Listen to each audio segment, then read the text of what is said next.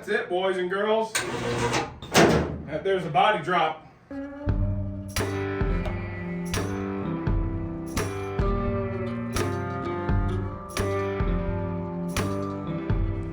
Guess what day it is? In this game of building cars, moving bodies around, moving frames around, moving trucks and trailers around to move bodies and frames around, moving day is an exciting day. And what we're doing today, because I've made such good progress on the frame, we're going back over and getting the Mr. Jones body, and we're bringing it back here today. Exciting, exciting stuff. So I can double check a couple things on that body, because all things go well and go according to plan, we're about to have a body drop here pretty soon. While this has been a fantastic tool and resource, the rotisserie from Eastwood here, great tool. It's gonna end up at John's house because John's El Camino body is what's next going on the rotis. That's gonna go over to where the Mr. Jones body is now. Logistics, right? Had some snow, we had some salt on the ground. It poured for the last 2 days, so the roads are pretty clean. But I am gonna tow the body back here. It's like 3 miles away. It's not far. But we're gonna take advantage of the beautiful sunshine and the clean roads. So my car is gonna have to go outside for a short time today. Put the rotisserie on the trailer. We're gonna slide the frame here over to where my car sits. Roll the body cart in here, move the frame around back to where it was. For those that watch, we use this spot here. This is a pretty big enough spot. I have had 3 cars in here at one time after we get my car back inside. That's the plan for today. Ambitious goals for a Thursday, but got to make it happen. I don't normally take my baby out in this kind of weather. It's cold out, man. It's windy. All right, well, while my car's outside warming up, I'm gonna move some things around here. We're gonna basically slide the frame over to the side here. And yeah, it's gotten to this point where we have to keep things covered. Move this, move that like that.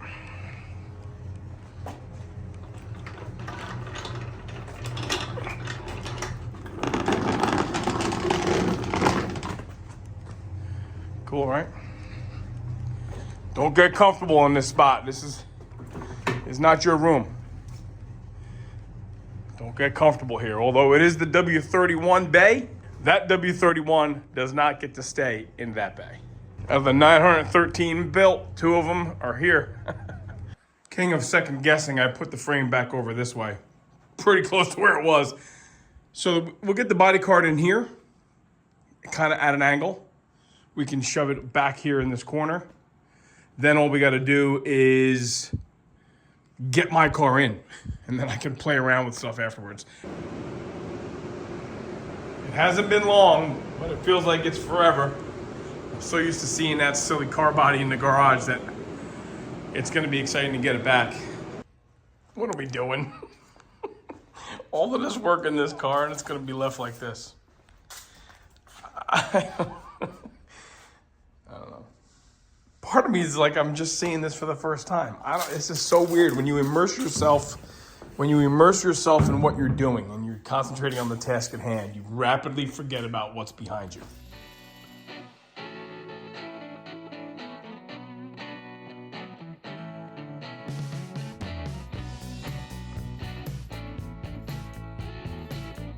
All of Mr. Jones is back on the property. Man, a relative flurry of activity. You know, John was at work. I got there before he did, and I started unstrapping things, and he had to get back home, but he was definitely into following me home, getting this thing off the trailer, getting it in the garage, getting my car back in, and moving the frame around. So you can see that I have room. I mean, obviously, you know, we're not square dancing in here, but I have some parts that need to get put away and things that need to go back. So I'm going to do that now here for the next little bit. Okay, sports fans. Take number 3. Now, when we called and we told them that The AMD tank that we received, which had the right finish on it, had a dent. The first tank we got was the right color, meaning no paint, but there was a cut in the box and it had a dent in it, and it's over in the corner because it's getting sent back. They told Joe they were going to unwrap the box, inspect it was good, pack the tank properly, send it off. This is the tank. I haven't opened this box yet. This is the tank packaged properly. Okay? Now, because the filler neck is curved, we know that this is the bottom of the tank. Before I even open this thing, just gonna show everyone, there's damage on this box, right in the middle of the damn tank. So, let's do this together. We're gonna unwrap this thing together because this is the last one they have in stock. FedEx driver we have is awesome. He said he kept it in the corner of his truck. He made sure he didn't drop it. He said, I know what you're doing. I don't know why I'm bringing so many gas tanks to you. Let's pull it out. And let's see. I can't really see when I pull it out. Hang on. Let's get this thing right out of here. Dented! Dented, everybody. Got a big dent right in the middle of it.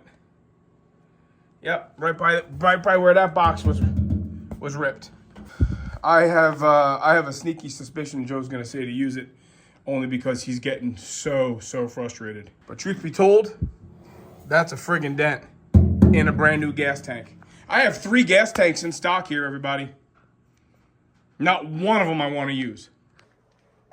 It really makes me happy to come down here and see all this. This is the fruits of 2 years of labor. And what I think I'm gonna do is I'm going to attempt the tank install the way the factory did it. I'm gonna succeed at installing the tank into the body, but I'm gonna attempt to drop in the body when we do it onto the frame with the tank in it.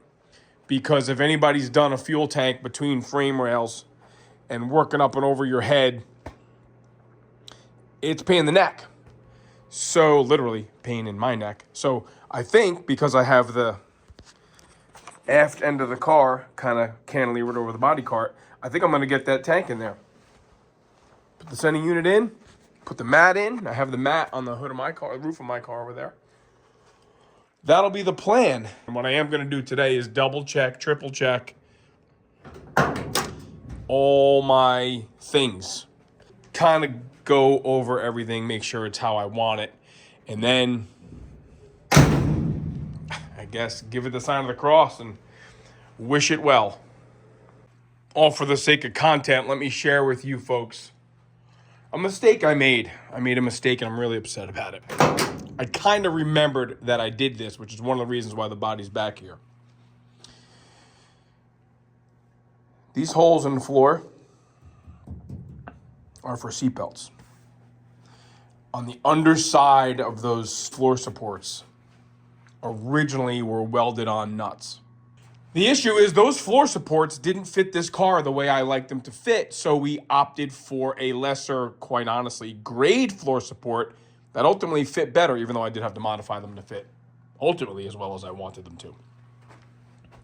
Luckily, I drilled pilot holes. This is a large hole that I need to put the factory bolt through. What's missing here?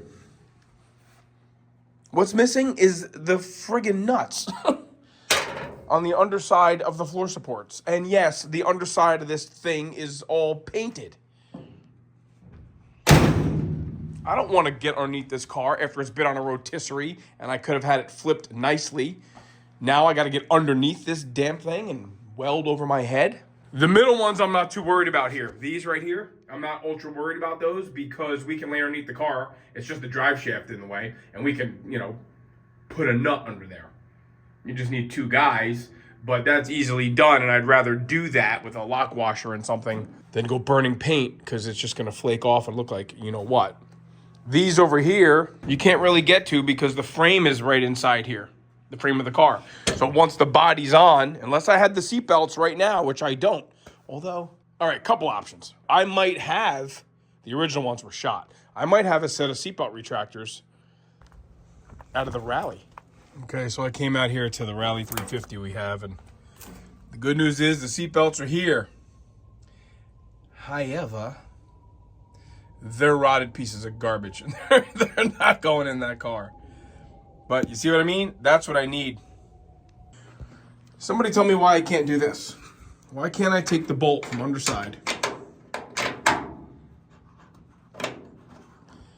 and why can't I tack weld that in place from the top side? And that's how it'll be instead of like that with a captured or welded on nut. We'll just do the opposite. We'll just do a welded on bolt. It'll certainly be easier to find it when it comes time to put the carpeting in, won't it? This one over here will still keep doing the same thing because you're supposed to see a nut on the underside. Okay, this is hot rodding. Sometimes you gotta improvise. You know, as nice and fancy and clean and shiny as some of these parts and W31 and bushings, that's all fun. That's just kind of gimmicky what we're doing. Down and dirty, this car was rough. This car is going to be rough. So I don't have a problem doing this. I just gotta have seatbelts in the car. You know, like I said in the very beginning of this, there's places we cut corners, and safety and reliability is just not one of them. Factory seatbelt bolt holes here. We kept that for the aesthetic of the plates underneath the floor.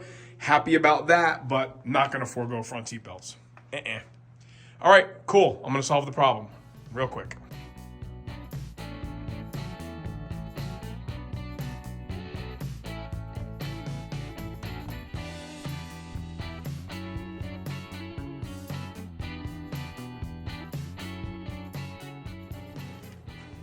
Moving on to an exciting part for me is the fuel tank installation, especially after all the stuff we've gone through to get the proper tank. Proper meaning the right color and not dented. That's all. Other than that, the other two that we've gotten were plenty proper. Just gray, not galvanized, and dented, not dent-free. But moving on from that, because I'm almost over it, in addition to a tank, here's some of the accoutrements you will need. Tank straps, tank strap bolts. These are what holds the front part of the strap to the body of the car. These little bolts just go through here and they actually hook to the backside. Oh, in addition to this stuff, you'll need that rubber mat that you'll see on the roof of my car over there. That goes between the tank and the floor. All of these things are necessary. This is the vent that comes off the front of the tank, like so, rather. And there's some hoses that come with it. I am swapping out. It came with 2 black clamps. I am swapping out one of the black clamps for a red clamp just because I want to have some color. Here's the bracket and bolt for this. This kind of goes, you know, like that. Lock ring and O-ring.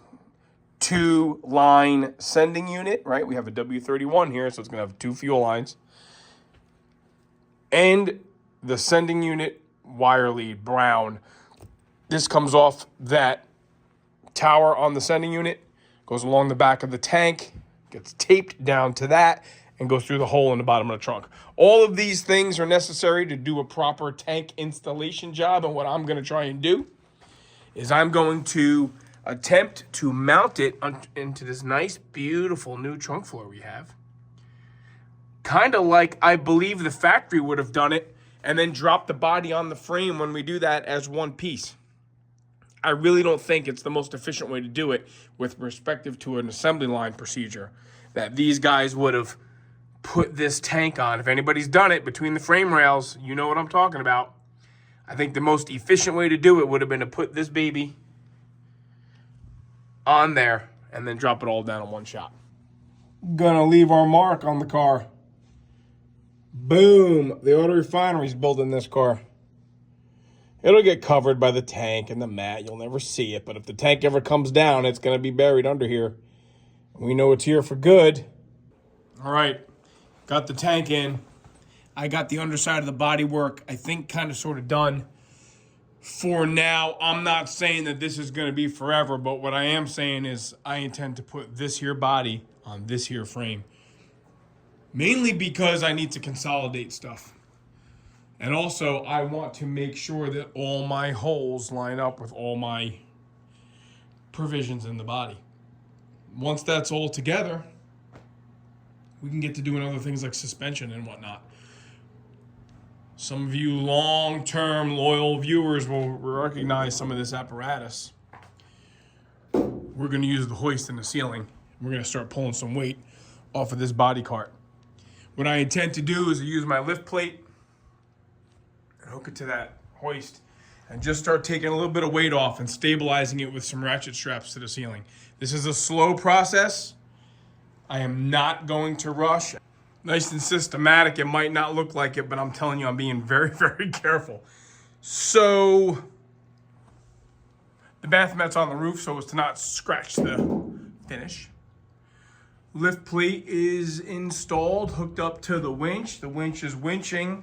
We have our support bar here with some protective heater hose. Not only to protect the paint, just so we're not rubbing onto this nylon strap here. And then we have ratchet straps holding the car just in case. Now here's my plan. Let's talk it out loud together. I'm gonna pick up the car with the electric winch. And we're gonna unbolt it with these GRK screws. We're gonna unbolt it from the cart. Once it's up off the cart, I'm gonna then tighten these green straps up a little bit. So basically it's gonna be held up by basically 5 points of contact, right? Each corner and the center. Now the good news is, just to test this hoist, which I did, we're able to pick up the car and the cart. Part of doing some of these things is making sure that everything is out of the way so that when you do have it up in the air, or when I have it up in the air, I'm able to get motoring and start sliding frames and carts out of the way. My pickup truck outside is in the way of getting the cart out. So that's gonna get moved right now. I didn't want to take these GRKs out until I had the back supported for fear that it was a little bit of a, seesaw kind of action. All the bolts are soaked with a coat of fluid film. I ran out of that PB Blaster Max that I really like, and I don't feel like going out to the store. So fluid film is actually probably superior to that PB Blaster as far as its stickiness anyway. Bushings are laid out. I even took a bolt and ran it through all the bolt holes in the bottom of the car to make sure that it's all good. Tank is in. It's no longer bolted to the cart. I did take the GRKs out. So it's literally just sitting there. Truck is moved. Just kind of talking this out loud with you guys. Tightened up all these bolts, which they already were tight. That holds the fuel lines in and the brake lines in. I actually did wipe the top of this thing down with a little bit more juice, just to kind of put a coating on there. I know it's never going to get driven in the snow, but like I said before, those of us from the Northeast and/or the snow belt, we are all too sensitive to burying metal. I even put some fluid film on all of these, which I had already done, but I just did another coat now. We're going to hit the button. Again, we're going to pick it up with the hoist, and we're going to tighten the ratchet straps down and get this thing independent from the cart. All right, here we go. This button. As soon as it starts moving, I'm going to tighten up those straps. Okay. It's moving. We're going to just... Okay, it is independent of the cart. Why go any higher? Not doing it. Okay, that's not a problem. It's not a problem. There's no problems here. But I do have to go higher because I have some lippage on the wheel wells here, so I should have had these straps kind of... That's good. Yeah.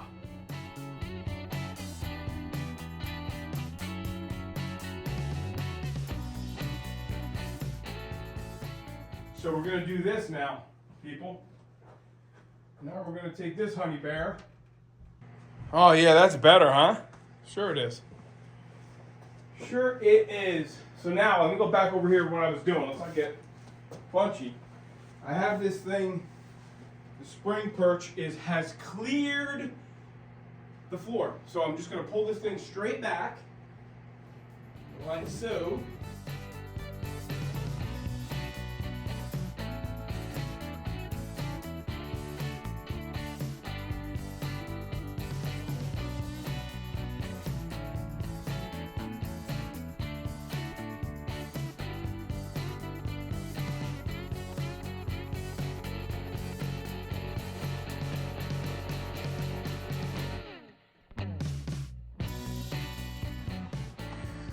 All right, so now we're gonna start the risky jam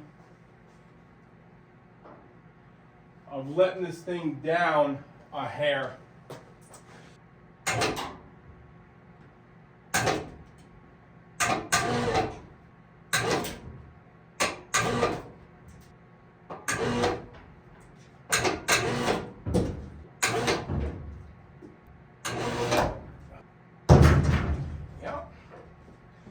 Are we close? We gotta be getting close, guys. Oh man, we're like an inch away. That sounds like metal, and I'm not happy to hear that. On the frame in the back. We are tight in the front. I'm going to take these off now too. So the gas tanks, when they make them, yeah, there it goes. They have these little wings on the corners where they fold them like a tortilla or something, and they're pointy, and they're scratching the frame. There's really nothing I can do at this point but to make sure it stays kind of centered on the... That's it, boys and girls. There's a body drop. Now we'll have to pick it up and play around with it a little bit, but always got to be one in the bunch. And there's one in the bunch. The body mount behind the right rear wheel is giving me a little bit of a fit. Now, remember, I had to weld all these boxes into this frame. So to have one that's giving me a hard time isn't such a bad deal. Here's what I did. I made my own little cheater bolt. The bolts that Joe bought, the body mounts, were just regular bolts. And obviously they want to go into a perfect hole. So I just, put a nut on there first, grind it to a point. So when you back the nut out, you're cleaning threads. And let's see if I can't get the thing started. I can see the elliptical kind of, captured nut inside the frame. I can see it there. I just can't get this flat bolt in there. Very, very much a success. I will tell you that this was not the easiest part of the job. Dropping it down on the frame was a lot of fun. Getting all the bolts to line up, not so much fun. I'm not completely disappointed now that it's done.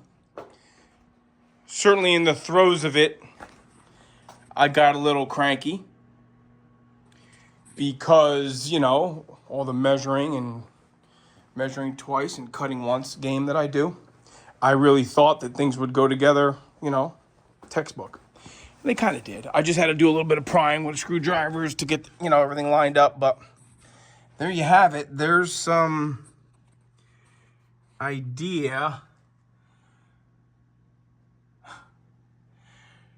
Man, remember, this was all rotted.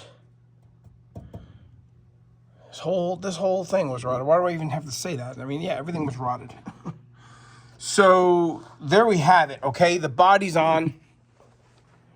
This is exciting. And I'm a little shocked that we're actually pulling this off here. It's like, let me see here. We're getting somewhere. We're getting somewhere with Mr. Jones, for sure. No doubt about it. I'm gonna take some notes. And take some measurements, celebrate the win, and I might have a little surprise for Joe for tomorrow. So Daddy was right. He said you can't leave well enough alone. Can you just be happy with what you've done? Now you always gotta be messing with stuff.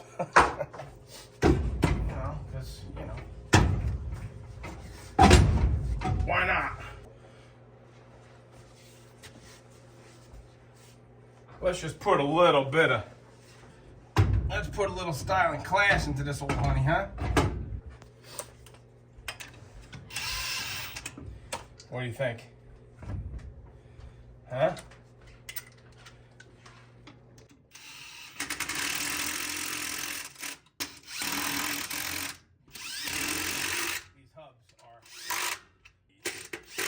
Joe's gonna freak when he sees this.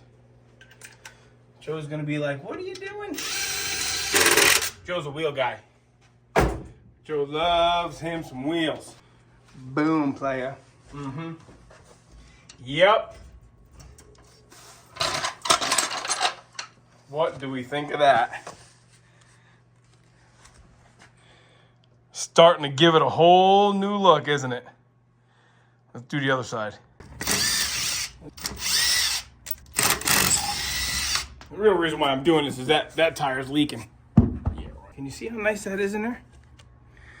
Not that you haven't been looking at it for 2 years. Yes, sirree. We're getting close, real close. We're actually in the holidays, right? I kind of told Joe and John that I've been looking to thrash on this a little bit. Kind of get it somewhere so that I can take a holiday off. Maybe just coming down here and enjoying the scenery and not so much having to work. It's a lot of work and I'm happy to have done it, to do it, but it might be time to just sit back and relax a little bit here, just for a hot minute. I'm gonna put these tools away. I'll give a quick little walk around here. It's starting to really sink in. A lot of people build a lot better cars. There's a lot of talented guys out there. Joe, John, and I ventured down this path, and we are a long way from home. We are a long way from home. Nobody knows this better than we do. But if you just keep rubbing on stuff and you just keep cutting it and you just keep welding it and you just keep measuring and putting things back, you can do it. Is it worth it? You know, yet to be determined. But first time I'm opening the door with the body on the frame. Seems like we did okay. I don't know exactly what's going to be next in the way of videos. I'm feeling like I'm going to get into the front suspension and get this thing actually on all fours so that it is a complete roller, albeit with a rear end that needs to be rebuilt. 2 years and change, just about 900 hours to get ourselves to a point where we have a car worth building. That's the reality. That is the reality. When you start with a car that's that bad, you have a lot of work to do before you even get to a car that's worth building. And now, with the hood buffed and the fenders fixed and the radiator support fixed and this thing back on its frame, we have a car worth building. So for those of you who've been sticking around for 2 years and watching, we really appreciate it. You got to keep pushing us though, because this thing needs a lot more work. Hopefully it doesn't take me another 2 years. But that's right, you guys have been with us for 2 years in this car. It's time to get serious and make some real progress. All right, thanks for watching. Happy New Year.